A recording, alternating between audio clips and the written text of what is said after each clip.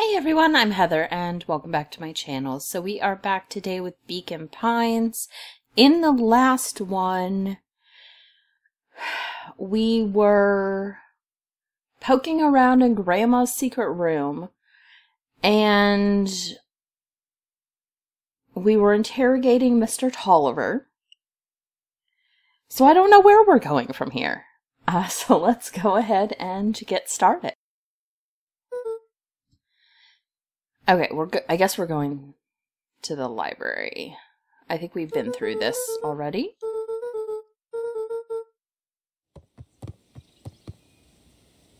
Alright, so here we are. Let's go talk to Cato. This is a dang nice library. Thanks, we work hard on it. Aren't you a little too adorable to be a librarian? Oh, Cato hung out here so much, eventually they gave him a set of keys. I just keep an eye on the place for Miss Novak sometimes. They got you working for free?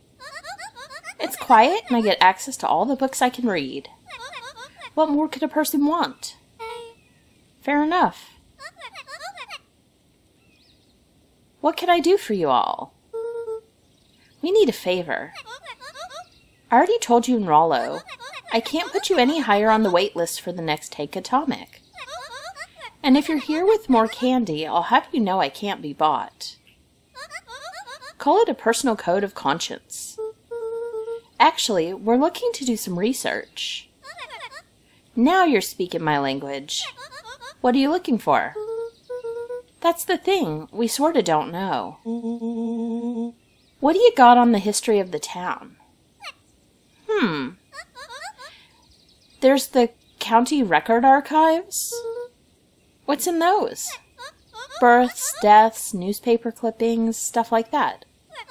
Pretty boring reading. But they do go all the way back to when the town was founded. Great, we'll start there. Chapter 8. 6 feet under, 3 towns over. The kids spent the rest of the afternoon combing through dusty piles of old county records, desperately searching for anything that could help them make sense of Mr. Tolliver's cryptic utterance. Luca tried to shake the thought of Gran's basement, but his focus wavered. Explosives, messages hidden in jam, dossiers on various town figures, and a corkboard threaded with photos.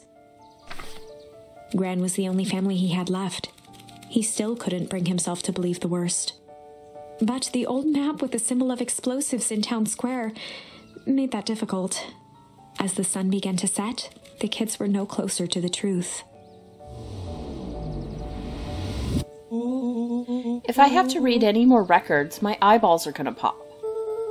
We have to keep digging. If I dig another word, I'm gonna end up in one of these asinine death records. Rollo Cotter lived a full and wonderful life, till he read so much boring crud that his brain oozed out of his ears. Rollo shut his book with an assertive nod. If you got a better idea, spit it out. You sound like my sister. Keep pushing your luck, pal, and it won't be boring county records that'll kill you. I'll put you in the obituaries myself. Rollo muttered under his breath. You're a county record. Really? That's the best you've got? When I'm done with you, you'll be the footnote in history. Just like... Beck slammed her finger down on the open page before glancing down to read. J. Hartford here. I'd love to see you try. Hey. We're all a little tired here. Let's just take a minute and... Something tickled the back of Luca's mind. Wait, what was that name, Beck? In the obit? J. Hartford. From the Brookville Tribune 8 years ago. That can't be right. What is it? J. Hartford. That's my Gran's name, Juniper Hartford. Maybe there were 2 J. Hartfords? Mrs. Hartford is survived by her young daughter, E. Hartford. My mom's name is Eleanor. Okay, this is getting creepy. If your gran is 6 feet under, 3 towns over, then who am I living with? The question hung in the air. Well, I wasn't expecting that. Alright, gang, I gotta close up for the night. Beck rubbed her eyes. How late is it? Almost 10. Oh crap, Pa's gonna kill me. I gotta go. Yeah, my parents will be worried sick. Okay, let's meet up as early as we can at the festival tomorrow. What are you gonna do about the unconscious man in your basement? I'll think of something.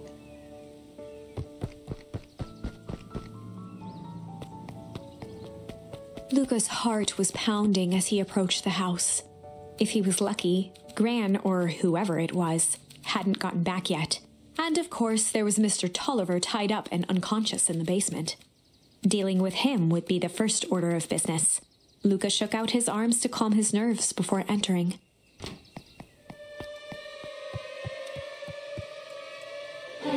He held perfectly still, tempering his breath, and listened closely. She was asleep. His only hope was that she hadn't found Mr. Tolliver before dozing off. Okay. So we need to check on Mr. Tolliver.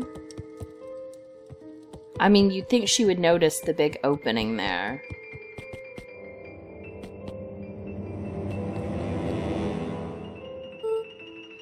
Oh no. Mr. Tolliver was nowhere to be seen. Maybe he woke up, escaped from his bindings, and left without a trace. Or maybe Gran knew everything. What do I do? Luca's hungry stomach groaned.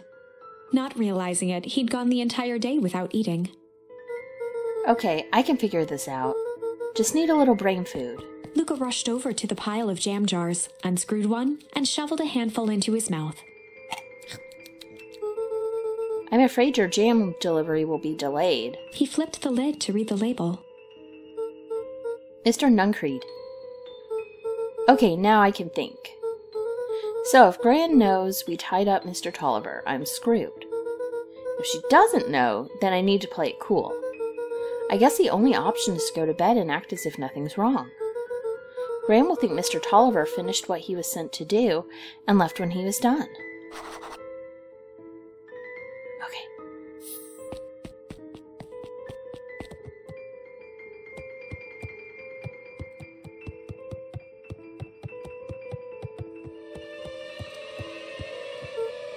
Gran? Oh, stick to the plan. Go to bed, play it cool. As Luca climbed the final stair, the emotion of the day dragged heavily on him. With each consecutive step, his legs weakened. His stride began to falter. He tried to grab for the railing to steady himself. Something was wrong. Come on, legs. Just a few more steps. Sounds like he was poisoned. Luca groaned and tried to move. His limbs might as well have been bolted to the ground. Through numb lips, he mumbled just before falling asleep. The June?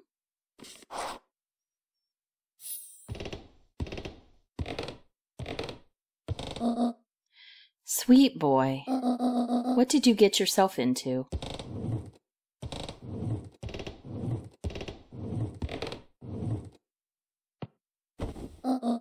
Rest now and let me handle everything.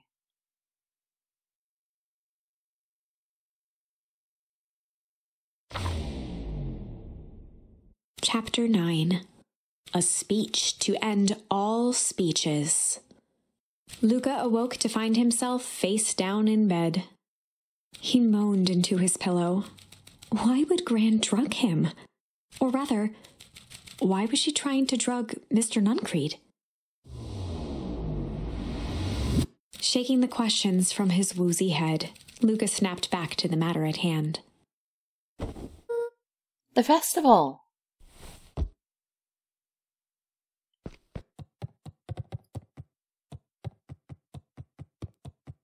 Too bad we never could go in any of those rooms. Let's check back this way. I mean, it's still open. Like, they didn't bother to close this at all. Just make sure there's nothing. These are fun. I didn't know I could jump. There hasn't really been a reason to jump at all. Why does it keep doing that? Okay. Well, let's get out of here.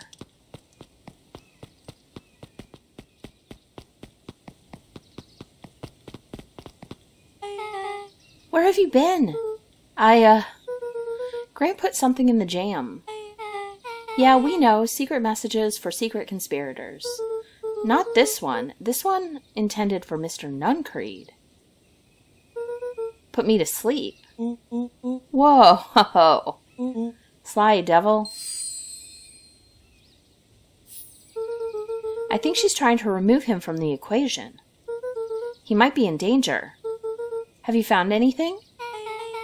We looked around but haven't seen anything odd. Your Grant is nowhere to be found.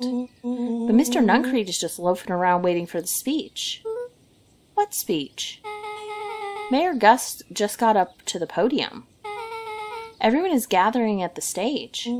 Let's get moving.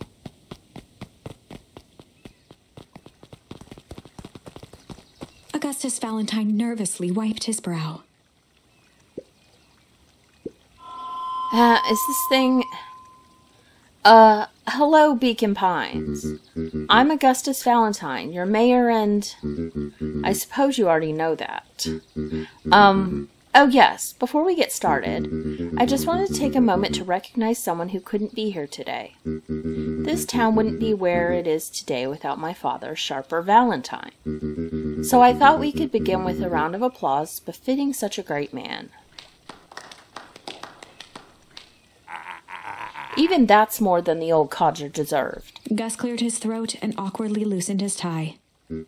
Right. Where was I? William Kerr bounded on the stage with the energy of a preacher at a big tent revival. Gus Valentine, everyone. He gave Gus a hearty slap on the back and motioned him off the stage. Let's hear it for our mayor. What a great turnout. Ah, heck, I didn't prepare anything. But I suppose I could say a few words. Would be ashamed to waste such a beautiful podium. Mr. Kerr pulled a thick stack of note cards out from his vest. Community, conviction, commitment. These are the things we celebrate at Perennial Harvest. For us, these are the pillars of the bridge to a better tomorrow. But I think it's time to add a new pillar. Change. Change is a powerful thing.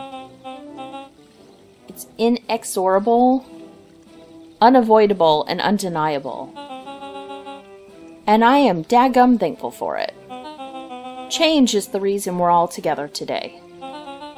It's hard for me to believe that it was only 4 years ago when fate brought me here.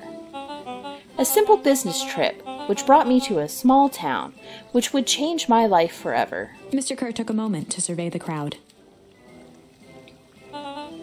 You know what? He wiped away a single tear. From the second I set foot in Beacon Pines, something about this place has held me captive. You see, change represents opportunity. It represents potential. It was change that helped me recognize the potential of this place. To see that the people of this town, despite suffering great loss, still held on to the things that made them special. He thumped the podium to emphasize each word. Community, conviction, commitment, change. Mr. Kerr nodded confidently, biting his lip. The crowd was silent, in rapt attention. Fate made a perfect match that day. Nothing is more important to you all than community. And Perennial Harvest is a community first and foremost. Mr. Kerr methodically made eye contact with each section of the crowd. The only way you made it through the foul harvest was an unshakable conviction. A conviction that a better tomorrow was just over the horizon. Perennial Harvest was founded on the conviction that we are that horizon. This festival is a symbol of our commitment to each other. His voice began to build to a crescendo. Now we walk hand in hand into a future we will shape together. And that is what change is all about. Grabbing the future by the scruff of the neck and making things happen. Change is a choice. I am tickled pink that we will all be making that choice together. How great is that? Just imagine what we can accomplish. What was that? The crowd began to look around nervously. Don't worry, a little thunder isn't going to ruin this day. Everyone remain calm. Mr. Kerr quickly flicked through his note cards. Where was I? Through all my travels, I have learned one true thing. One always reaps what they sow. We have all planted a lot of good in this town. And so it is with a happy heart that I can proclaim. He raised his hands up to the heavens. Our harvest awaits.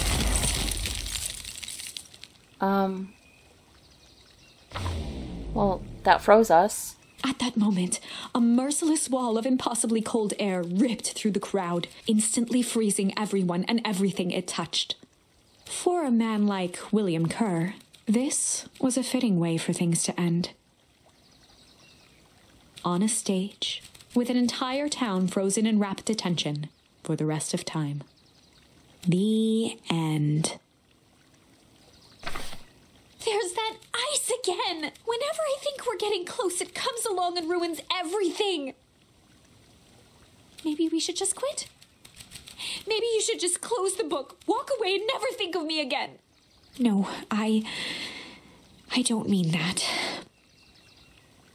We got a little closer this time. We just need to try again. Please. Okay, so...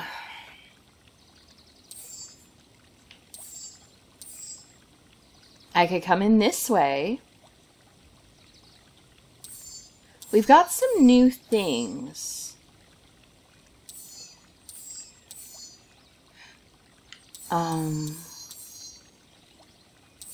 We've done all those. We have those. But I think let's go back here. I think we need a different option here to follow that tree path. But let's go here. Let's refuse to let Iggy go. We'll work on this timeline. Oh no, I did the wrong one. Yeah, refuse. Refuse. Luca had no choice but to refuse Iggy's request. He tightened his grip and reached for the walkie-talkie in his pocket. A wild delight crept onto Mr. Kerr's face. That's a good lad. Now, radio for help. This may be a short one. Iggy begged Luca with his eyes one last time, but Luca pressed the button and called out. We need help. Mr. Kerr is in danger. It wasn't long before they were once again surrounded by clipboards. Mr. Kerr sighed with relieved frustration. There you are. You really are a worthless lot, aren't you? Mirror, now. A clipboard dutifully produced an ornate ivory hand mirror, and Mr. Kerr began preening his tousled hair. Ah, that's better. Mr. Van Horn, I applaud your sharp thinking under duress. I'll put in a good word for you with the founder. Take them away. A swarm of hands overpowered Luca. The last thing he saw before a cloth bag was pulled over his head was the defeated look on Iggy's face. The end. Okay. I think this was one of those times where doing the right thing was the wrong thing.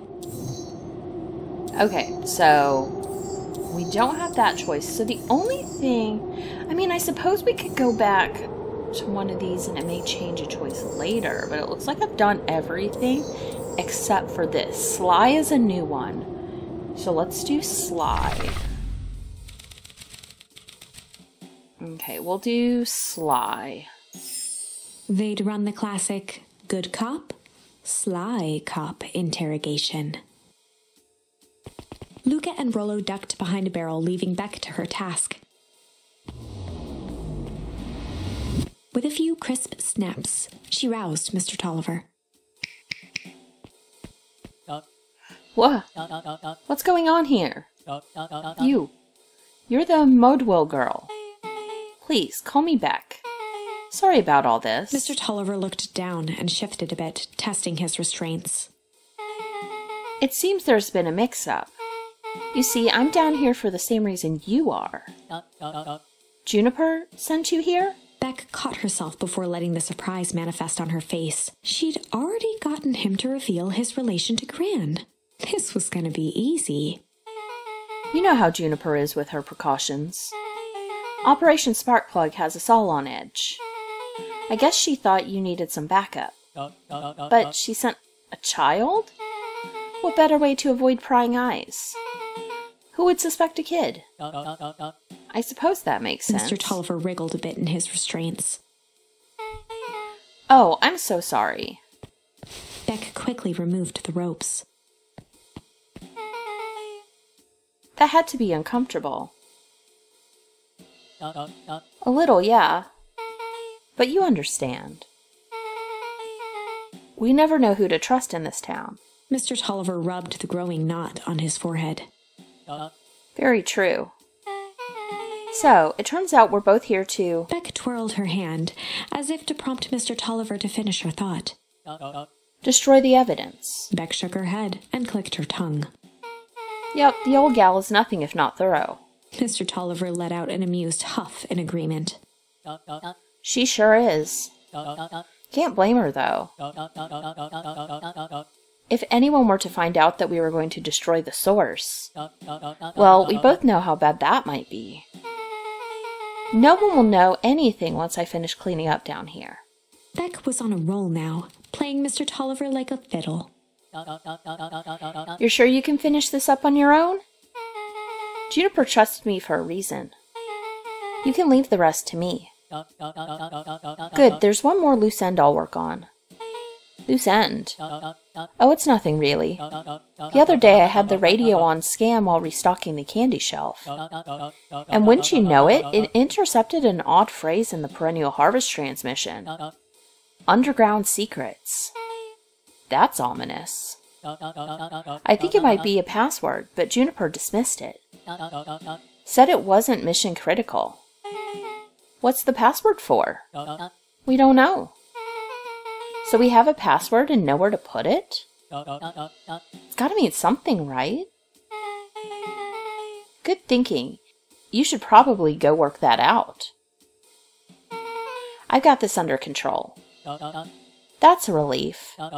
Between you and me, this basement gives me the willies. Heading for the stairs, Mr. Tolliver hesitated and turned to Beck with a puzzled look.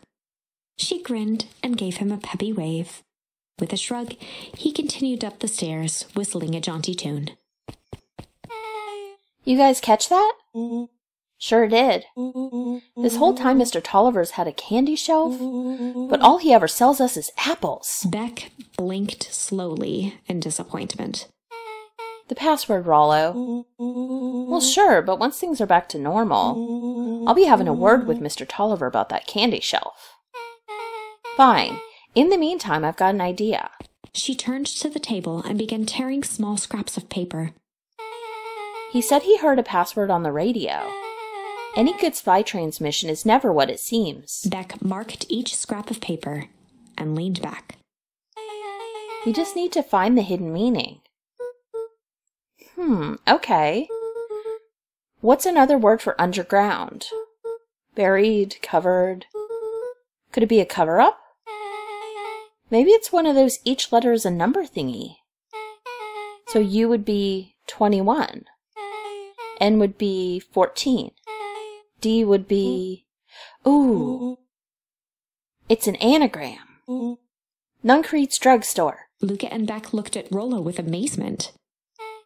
Rollo, that was incredible. Well, it's either that or Kren's new drugstore. Yeah, I think you were right the first time. How did you do that? What can I say? I love ciphers. Well, I guess we know where to go next. Okay. this puts us in danger. We know Nuncreed is shady. Ooh, who is that? You scared me half to death. Sorry. You kids haven't seen Mr. Tolliver around, have you? No? He's got me waiting around like the last slice of pie. I swear, that man would be late to his own funeral.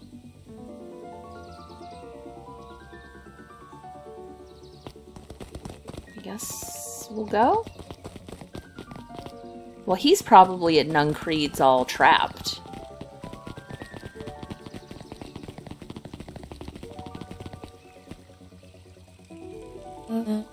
You're late, Augustus.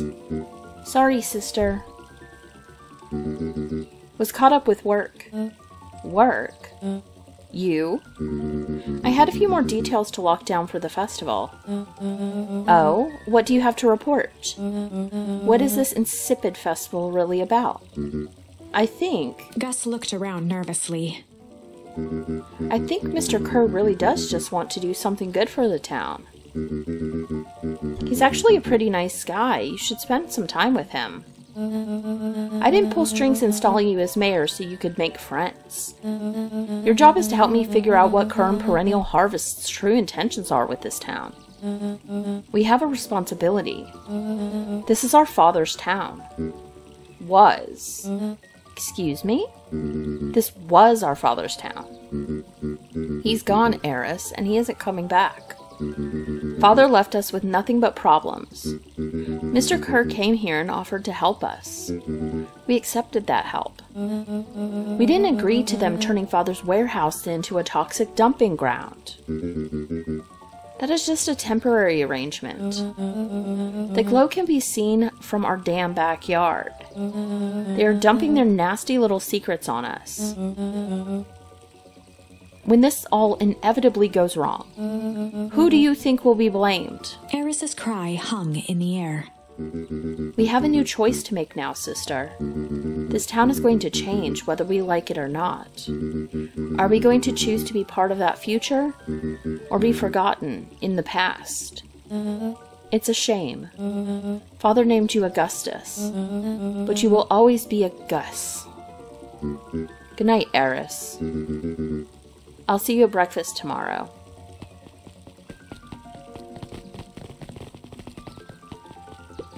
It's getting late, children.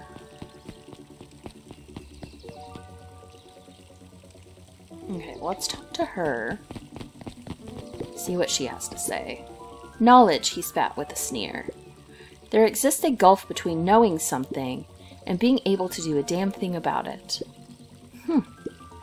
I do hate it when the villains make a good point. Okay.